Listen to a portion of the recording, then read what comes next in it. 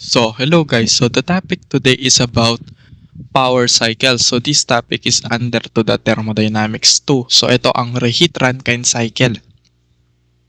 So, problem number 3 na to. So, meron na tayong problem 1, 2, 3. Panoorin na lang. 3 na to. Problem number 3. So, dito guys, tatry natin di-discuss ng medyo mabilisan lang. Dahil alam nyo na yung process. So, makakasabay na kayo lahat. So, gets naman?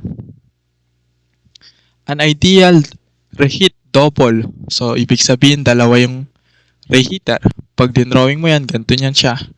Ito yung bundok. So, ganito niya siya. Wala, hindi pa yan reheater. Yung patusok, hindi pa yan reheater. 1, 2, 3. Yan, ganyan yung reheater. Double reheat. Mamaya, explain natin yan. So, wait lang. So, game. So, at point 1 tayo, no? An ideal reheat double steam turbine receives a 300,000 kg per hour, that is mass flow rate, at 10 megapascal and 400 degrees Celsius. 10 megapascal. Temperature of 400 degrees Celsius. Guys, gets naman. So, ganito niya siya. Ganyan. Tapos ganyan. Ito yung point 1. So, game. Ang pressure niya is 10 megapascal and 400 degrees Celsius. So, nung unang gagawin, identify mo kung superheated pa o hindi. So, ito yan. O, ano yun? 10 megapascal. Punta ka ng table 2, boy.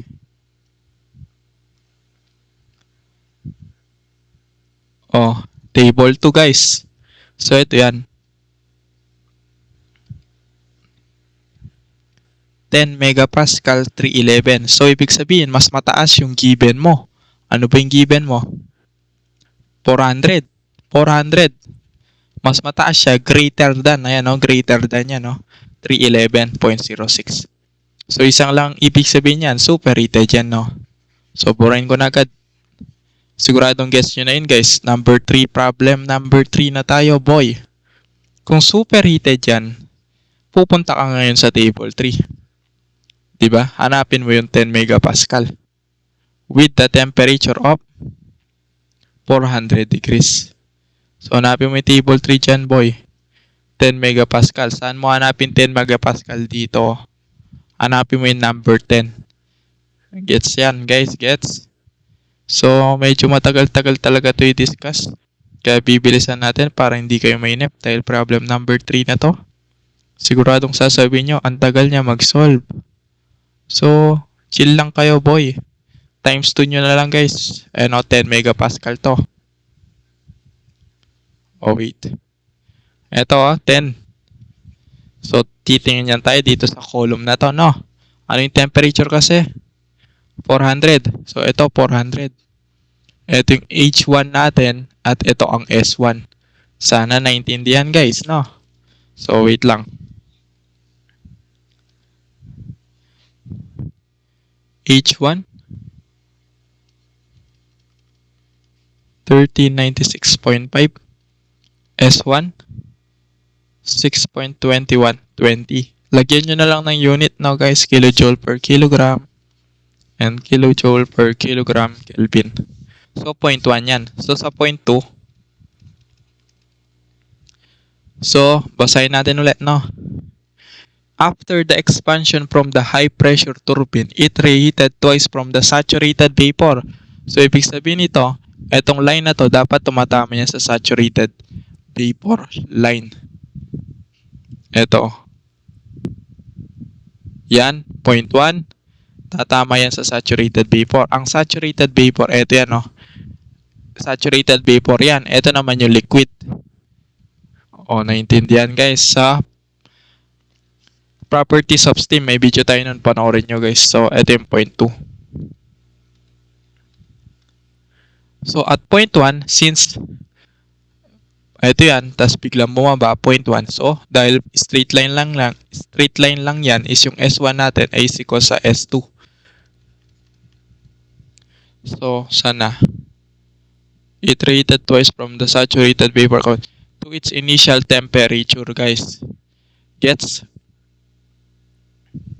So, ibig sabihin yan, yung 6.2120 is what? Hahanapin natin yan doon sa table number 2. Bakit table number 2? Kasi hanapin natin yung enthalpy niya at saturated vapor. Ano ba yung enthalpy na saturated vapor? Diba? Hg.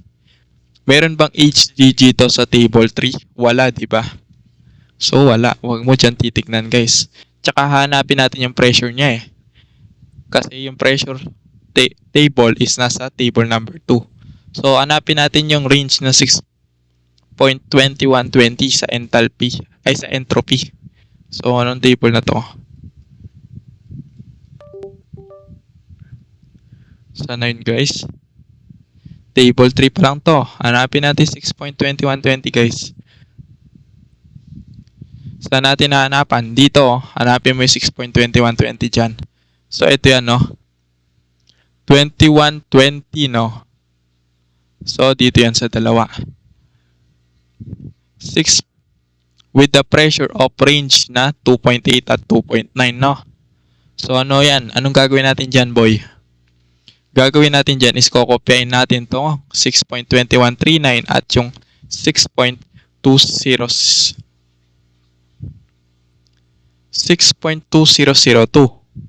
Tsaka yung temperature na to. Gets, guys? So, sama mo na rin yung enthalpy G. That is saturated vapor ng enthalpy. Bakit G yung tinitingnan natin? Kasi sinabi sa problem, vapor. Ang letter G ay vapor, ang letter F is fluid. Naintindihan, guys? So, anong gagawin natin? Gets? So, yan, yung mga binilog kong yan, dyan nagre-range yung 6.2120 sa entropy, letter S. At yung pressure niya is 2.8 at 2.9. Tapos, kukunin na natin yung enthalpy niya. Ito. Lahat ng binilog kong yan, guys, susulat ko lang, no? Walang papalito. So, wait lang, boy. Gagawa lang akong table, men. Ito yung sa pressure, enthalpy.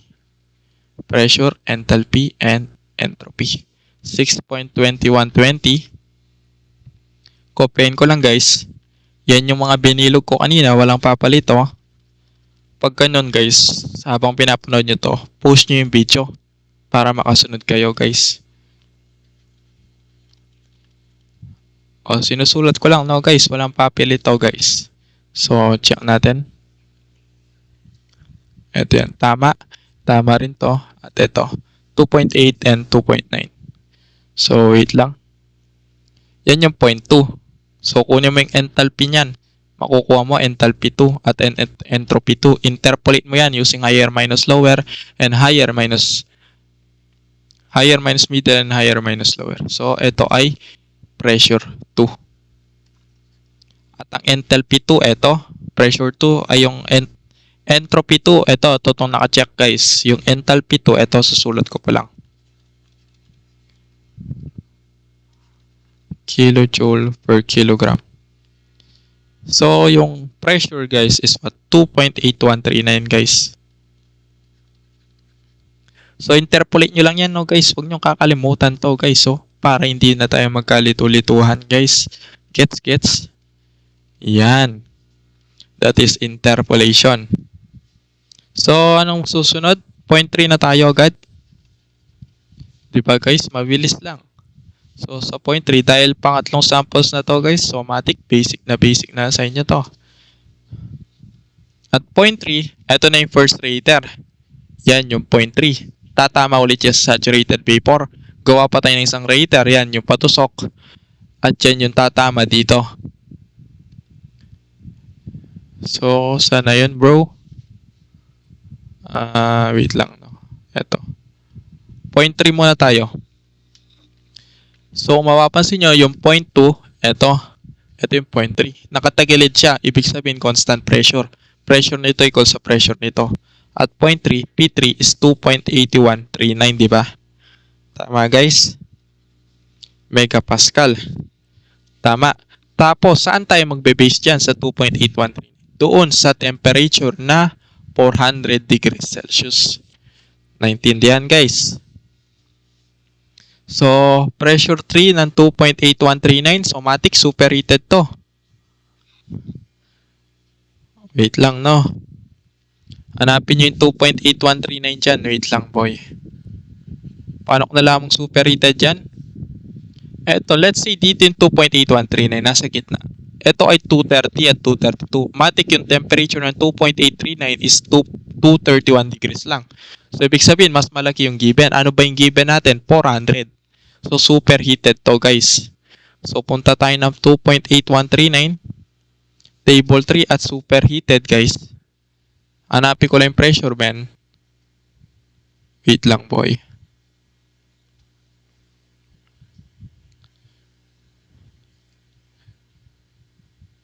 Eto.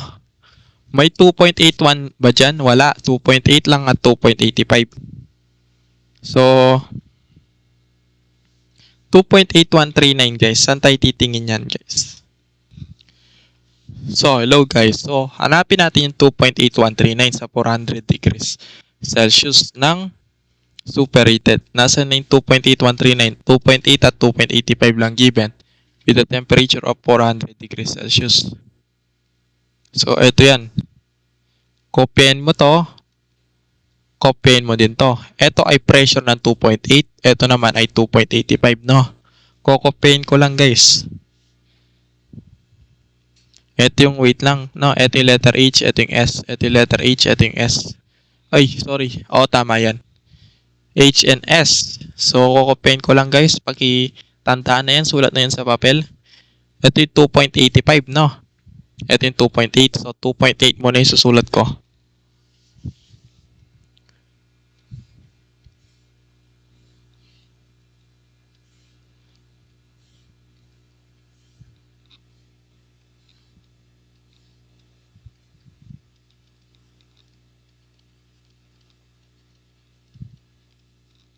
Yan, no? H tapos S.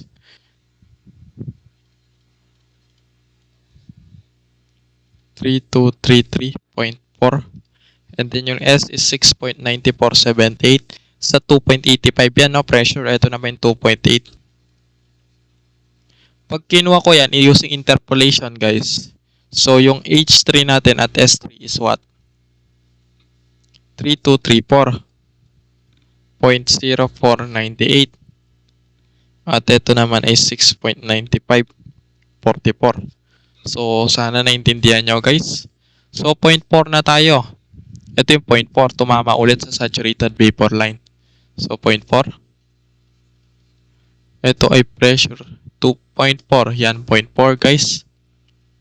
So, paano ba yung 0.4 dyan? Saan tayo titingin, guys? Since makikita nyo, ito yung 3, ito yung 4. Since straight line lang siya, guys, constant entropy. Entropy nito ay equal sa entropy nito. S3. So, that S4 is what? 6.9544. So, hanapin natin yung pressure nito. At yung H. Paano natin hanapin yan, guys? Using table number 2. Hanapin natin yung range na to. Yan, yung range na yan. Hanapin natin yan. 6.9544, no? At table 2. So, wait lang, guys. Punta akong table 2. Punta na kayong table 2 niyan, guys. Saan na yung table 2?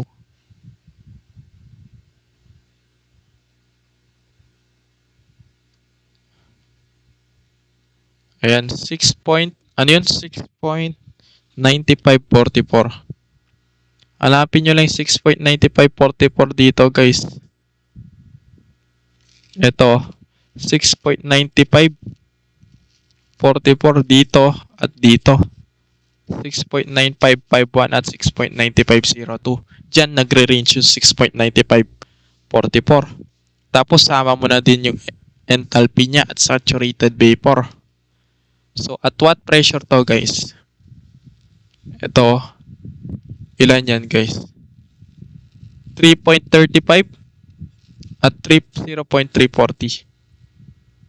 0.340. So, susulat ko lang, no? 0.335 at 0.340. So, sana naintindihan. Susulat ko lang guys, no? Lipat lang tayo sa kabila. So, tandaan yun guys. Gagawa na ako ng column. Oo. Ito yung pressure. Tapos ito yung enthalpy. 0.335 340. So, sa enthalpy ng 0.335, 2730.4 yun.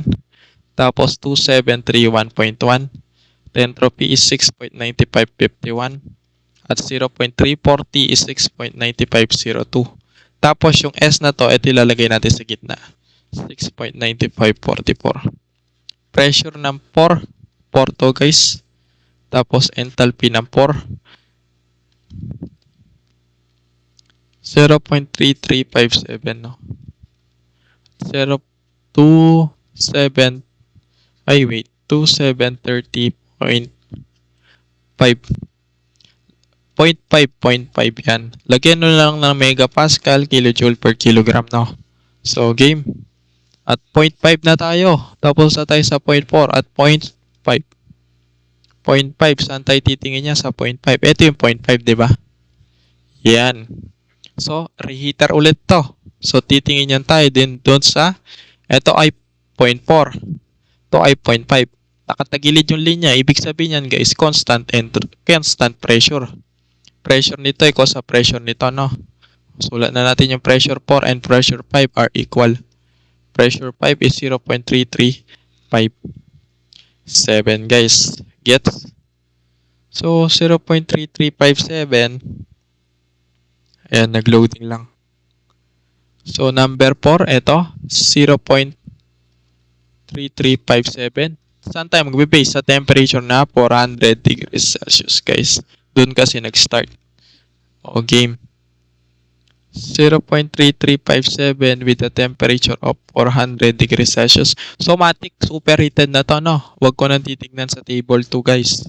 Superheated to, matik. Tingin na tayo ng table 3.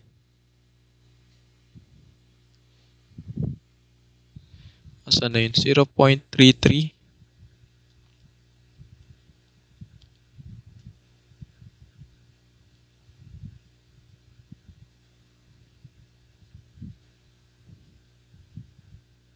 Eto, walang 0.3357. Meron lang 0.32 and 34.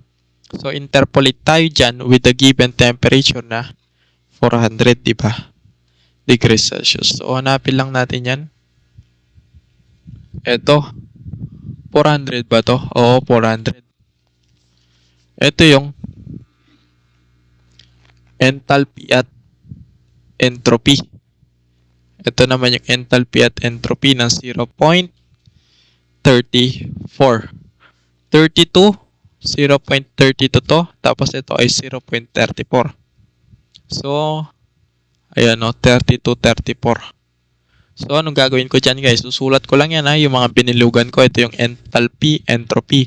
Enthalpy, letter H. Entropy, letter S. No, huwag kayong papalito. So, wait boy. Gawa lang tayo ng graph. Speedrun lang guys, no? Kasi kamat nyo na yung steam table. Kahit nakapikit. Songbook nga boy, kaya mo memorize. Steam table pa kaya. 34. Ito ay 0.3357. Enthalpy.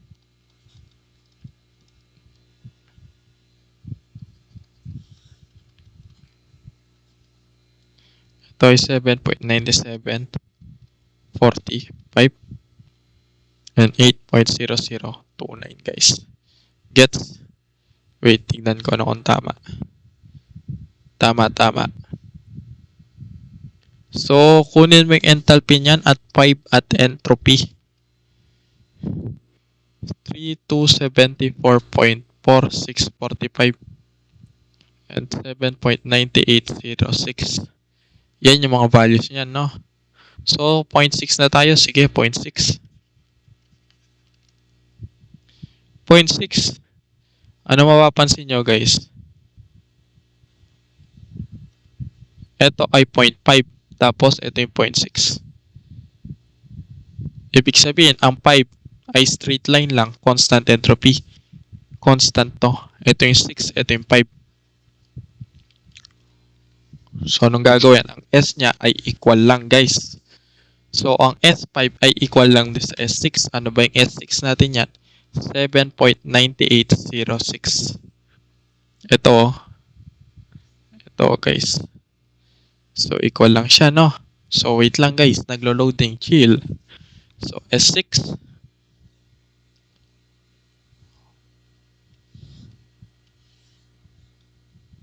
Nilakyan ko yung table dahil marami tayong hanapin dyan. 7.9806, no? Basahin ko ulit yan. Ang 0.6 ay condenser na yan.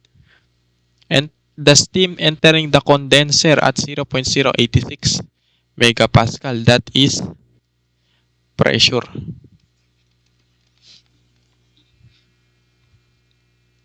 Yan, no? 0.086. So, 1, 2, 3.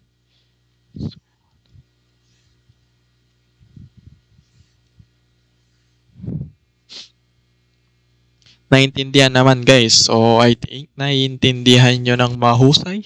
So, anong gagawin natin dito? 0.086 megapascal at 7.9806. Hanapin natin dyan yung watt. Since sinabi is hanapin natin dyan is watt. Yung mga HG, HF, SF, SG. Ganun guys. Kasi dyan sa point na yan at 0.6 makakuha na tayo ng quality. Ang quality yun yung letter X. So, anong gagawin natin? Ito kasi yung formula ng X, di ba? S6 minus SF over SFG. Saan nanggaling yan? Dito yan nanggaling, oh. S6 cos SF plus X then SFG. So, anong kailangan? SF at SFG. So, SF, SFG. Sama mo na rin yung HF at HFG. So, anong gagawin guys? Hanapin yung 0.086 megapascal na may 7.9806 guys. 0.0086, no. Tama. So, wait. With the pressure of 86, no. So, hanapin natin yan na table number 2.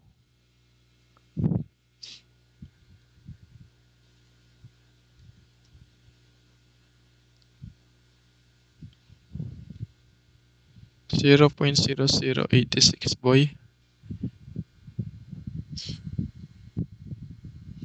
Ito siya, oh, 85 at 90 lang. So, interpolate tayo dyan.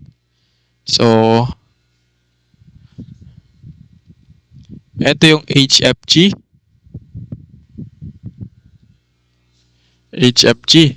Ay, oh, HG pala yan. Sorry, HG yan. Pinilo ko HG. Wait.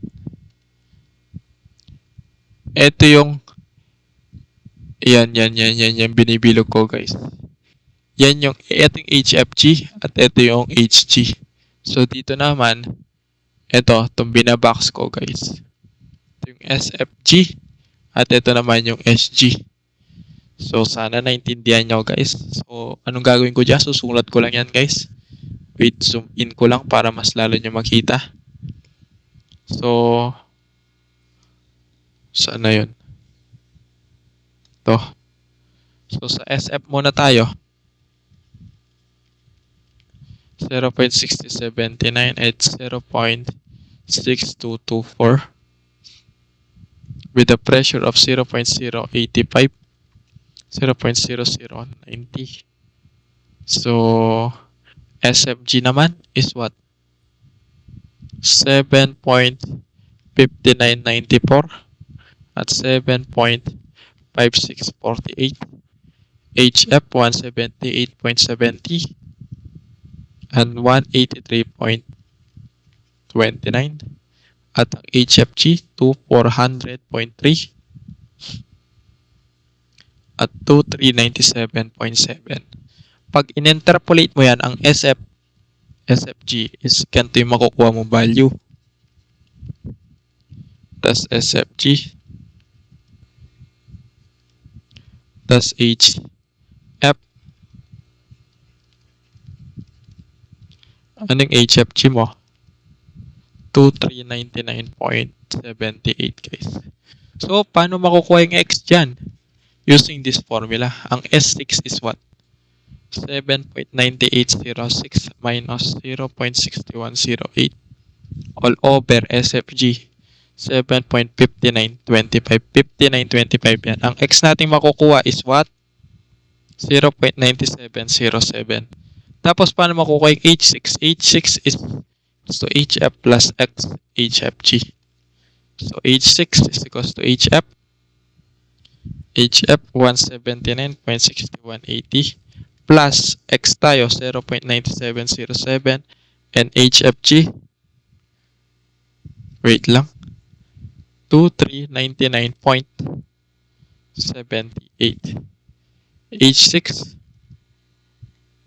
2509.0844 kilojoule per kilogram. Yan yung H6 natin, no? Tapos, ito yung S6. Ito, S6 to. Tapos, ito yung H6. Sana naintindihan pa, guys. So, sa point 7, guys, H6 is 2509, no? Wait lang. 2509, tandaan yung H6, guys.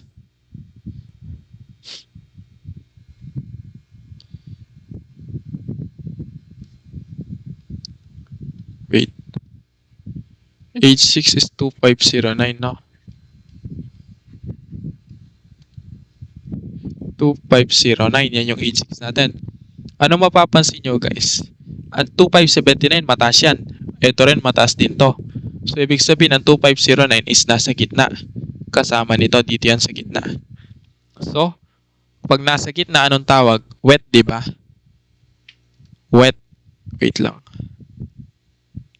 Kaya ang H6 natin dito, guys, ito, H6, itong binibilo ko is nasa loob ng bundok na yan, yung parang bundok. Kaya nasa loob siya, guys, kasi wet. Sana naintindihan nyo, guys. So, bundok siya. So, with the pressure of, ito yan, 0.086. So, dito yan tatama. Anong tatama niya dito? 0.7. Tas angat yan. Then, kukurba ulit with constant pressure. Ito yung tinatawag natin na boiler. So, sa H7, ano mapapansin nyo sa H7, guys? Tumama siya sa saturated liquid line. So, HF at VF yung kailangan natin dyan, no?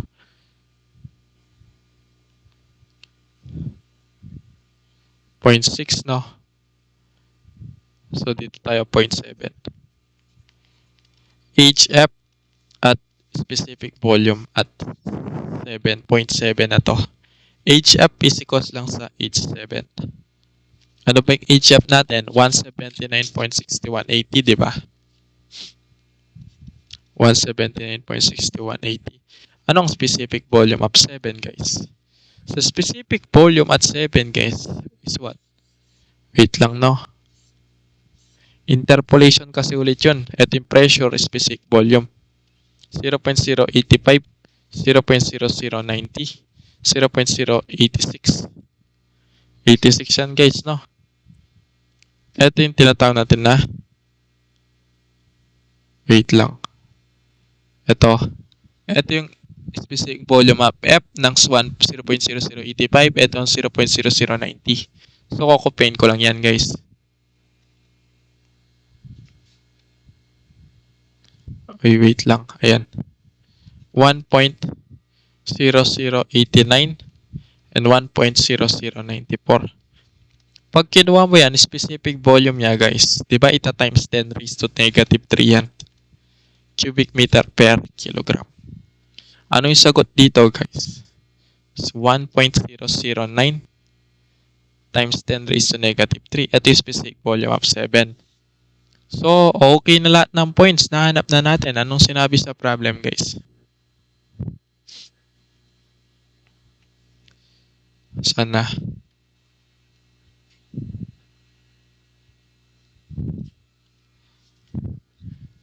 Engine work, no?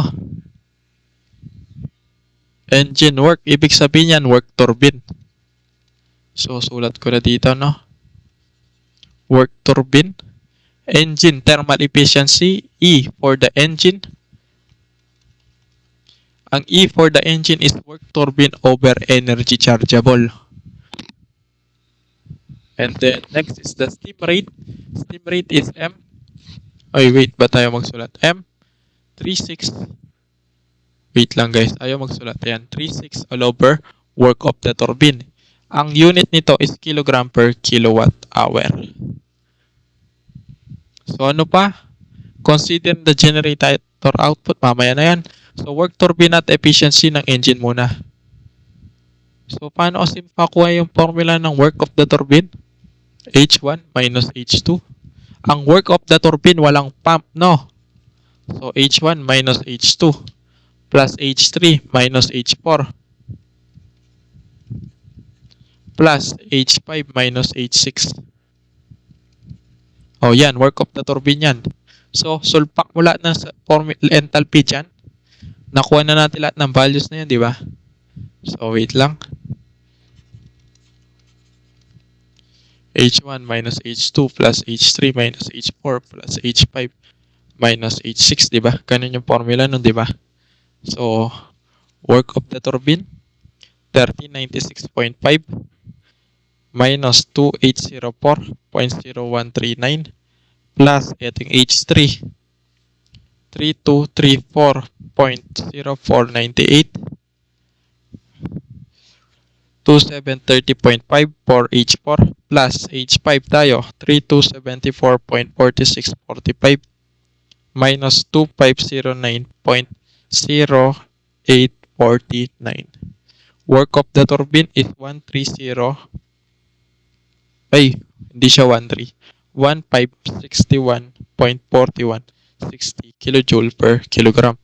Kaso given ka ng mass flow rate na 300,000 kilogram per hour, guys. So, kilojoule per kilogram, cancel yung kilogram. May iwan kilojoule per hour. So, hour to, guys, no? Ang pangit na sulat. Yan yung hour. 1 hour is equals to 3,600 seconds. Cancel. Seconds at kilojoule is kilowatts. So, the answer is what? 13011 point, ito 0.8000 kilowatts. Ito yung work of the turbine, guys. Pag nilagay mo lahat sa calculator mo to, ang makuha mo sagot is what? 1561.4160 times mo lang yung sa mass flow rate na 300,000. So, next na tayo kagad. Letter B. Heat rate. Ay, hindi. Efficiency for the engine pala. E-engine. Because the work of the turbine over energy chargeable. Ano ang energy chargeable, guys? Wait lang, no? Paano makukuha yun, guys? So, mahaba-habang solution yun. Pero pakita ko lang. Wait.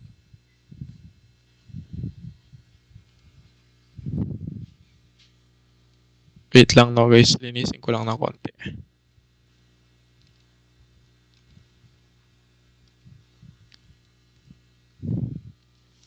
Ito. Energy chargeable is H1 minus H boiler plus H3 minus natin sa H2 plus H5 minus the H4.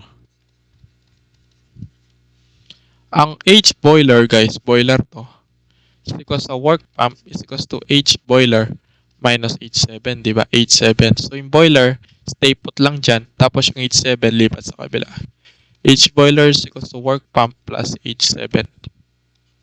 H1 minus work pump plus H7 plus H3 minus H2 plus H5 minus H4. So, lipat mo lang yung 1 by 1, yung negative sign, guys. Minus 2, H3 minus H4 plus H5 minus H7 minus work pump. Yan yung energy chargeable. Pero tatandaan mo, may work pump siya, tatanggalan mo lang yan. Ibig sabihin, energy chargeable na yan, guys.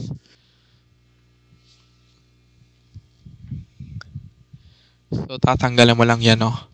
So, ito ay H1 minus H2 plus H3 minus H4 plus H5 minus H7 guys. Yan yung energy chargeable, no? Sulat ko lang ulit, no? H1 minus H2, so H3 minus H4, H5 minus H7, work of the turbine. Ang work of the turbine is meron na tayong value 1561.4160 kilojoule per kilogram yan, no? Tapos ito, H1. Anong H1 natin? Wait lang, no? Sulat ko lang. H1 is 3096.5 minus 2804. 2804.0139 plus 3234.0498 and minus 2730.5 plus 3274.4645 minus natin sa 179.6180. So, ang energy chargeable na makukuha mo dyan, guys, efficiency of the engine is 1561.4160. Over energy chargeable, kilojoule per kilogram yan, no? Ito rin, kilojoule per kilogram. 3890.8824. Cancel, cancel, cancel, cancel. Ang efficiency for the engine is what? 0.4013. So, ito na yung value, guys. So, walang papalito, bro. So, efficiency for the engine yan, no? So, meron pa tayong inaanap na isa, letter C. That is the steam rate. Steam rate is equal to 3.6 all over work of the turbine. 3.6. Ano sinabi ko? Pag work of the turbine ang lalagay is kilojoule per kilogram. So, 1561.4160 kilojoule per kilogram. Ang makukuha mo dyan is 2.3056. Ang unit niya is kilogram per kilowatt hour. That is the mass, that is the steam rate, guys. So, next, the letter D. Yan. So, wait lang. Sulat natin letter D.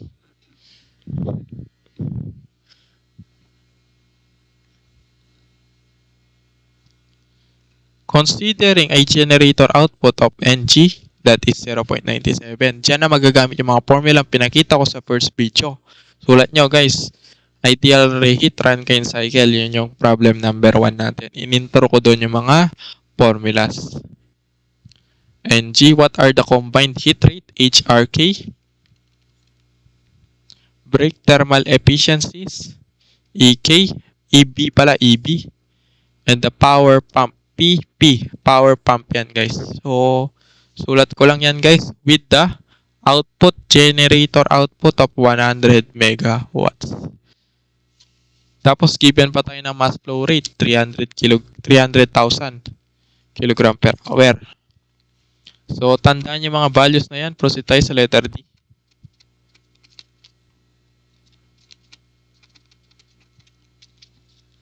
So, letter D is what? NG 0.97. E-brake, di ba? E-brake yung pinapahanap. Tapos work brake. Tapos heat rate ng combine. Tapos pump power. So, paano natin makukuha yung mga values na yan? So, given tayo ng 100 megawatts. Guys, ang 100 megawatts, guys, pag tinry natin kinonvert yan into kilowatts, is ang lalabas na sagot yan, matik, is ano? Wait, nasa yung calcio ko. So, best way na gagawin natin dyan, guys, is what?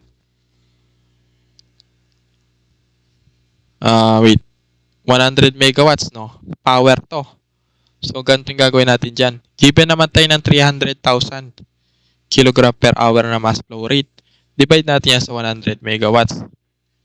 Ang 1 megawatts is 10 raised to 6 watts. Tapos, ang 10 raised to 6 watts, 10 raised to 3 watts ay equal sa 1 kilowatts. So, cancel, cancel, cancel, cancel. Ito ay ano mangyari? Kilowatts is equal sa kilojoule per seconds. No? Tanggalin ko na to. Tapos, ito seconds na to, guys. Gawin nating hour. So, 3,600 seconds equals sa 1 hour. So, cancel yung seconds. Yung hour, ito. Cancel din siya. Ano natira, guys? Kilojoule per kilogram, no? So, kung kilojoule per kilogram yan, guys. Wait. Sumobra tayo, sumobra. Eto. Tanggalan ko muna to, no? Pag kasi ginanon natin, guys, makukuha natin doon yung combined work. Kapag tinuloy ko doon, no, yung 3.6. So, cancel lang to. Ito ay 1 kilowatts, di ba? Cancel to, guys. So, ito ay hour. Kilojoule, kilogram per hour. So, pag nireciprocal natin yan, no, guys. So, wait lang, no. Pangit na yung sulat natin. Ayusin natin. Kilojoule, kilogram per hour. Ito ay 100 megawatts. 1 megawatts, di ba? 10 raised to 6 watts. Tapos, ito ay 10 raised to 3 watts. Ito ay 1 kilowatts. So, cancel to. Cancel din to. Ang natira is kilowatts. Kaso magre-reciprocal yan, pupunta yan sa hour. So, ang magiging result dyan is kilogram per kilowatt hour. Ang kilogram per kilowatt hour is letter M yan, di ba? Steam rate. So, the answer in this is 3 kilogram per kilowatt hour. Gets, guys? Saan natin ito ko gagamitin? Ito yung steam rate ng combined, guys. Since may power output tayo na 100 megawatts. So, yun yung combined. So, heat rate K is equal sa MK and EC. Ang EC kanina, kinompute natin using this formula, oh. Kita ba yung binilog ko? Ano yung nakuha natin? 3890.8824. So, yun ang gagamitin natin. 3 kg per kilowatt hour. That is M, steam rate. So, 3890.8824 kilojoule per kilogram. That is the heat rate. So, cancel to. Cancel. Ang natira is kilojoule per kilowatt hour. Kilojoule per kilowatt hour. So, heat rate ng K is what? 11,672.6472 kilogram per kilowatt hour, guys. Gets naman, guys. So, sana naintindihan nyo, guys. So, ganun yung pag-compute ng ganun problem, guys. So, next, meron pa tayo solve kayo. Is yung 3890.8824. So, correct. So, ano pa yung susunod? Heat rate ng K. Ito. E-brake. Try natin compute yung e-brake. Tsaka yung work brake. So, MK, steam rate ng combined, MK is equal sa 3.6 ng combined work. Yan yung formula niyan, di ba? Kung derive ko yan, makakakuha ko ng work K. 3.6 all over MK. Ang 3.6, sulat lang yan. Ang MK, meron tayong value which is 3. So, ang work K natin is 1,200 kilojoule per kilogram. That is the work K. Kaso, meron tayong formula sa engine. Generator efficiencies, guys. NG, work K all over work brake. In which, pag dinerive ko yan, getting the work brake is what? Work K all over NG. So, ang work brake is equal sa work K is 1,200 kilojoule per kilogram. Ang NG is 0.97. Pag sinolve ko yan, makukuha ang value is 1237.1134 kilojoule per kilogram. So, yan yung value ng ating work brake. So, to get the E-brake, guys, ang formula niyan is work brake over energy chargeable, which is what? 3890.8824. Diba na-compute na natin kanina yan? Ito, energy chargeable. Tapos, yung work brake is na-compute na rin natin. 1237.1134. Ito yan, no? 1237.1134. So, E-brake is what? 0.3180. Walang unit yan, no? Kasi kilojoule per kilogram to. Ito rin, kilojoule per kilogram. Cancel, cancel. So, last, the pump power. Pump power. Ang pump power is what? Energy per unit of time. So, ano to? Mass flow rate times natin yan doon sa work. So, tanggalin ko muna to. Ang work na gagamitin natin is yung pump. Kasi pump power. So, getting the pump power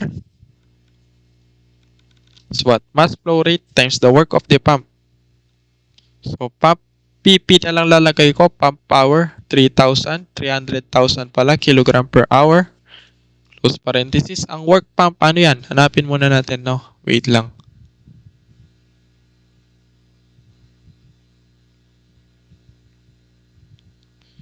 Wait lang, no, guys. Naliligaw yata ako. Hinahanap ko yung work pump, boy. Na-solve ko na yung work pump, di ba?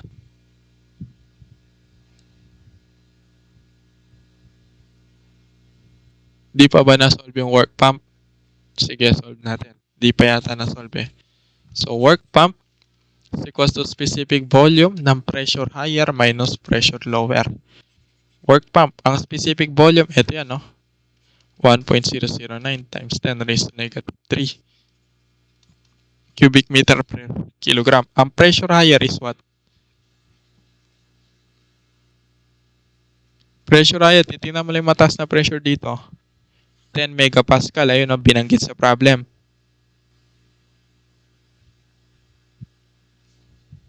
Then, minus, ang pressure lower is what? Tingnan natin sa problem, boy. Ito, 0.086. So, sulat lang natin, no? Sana kaya pa, guys.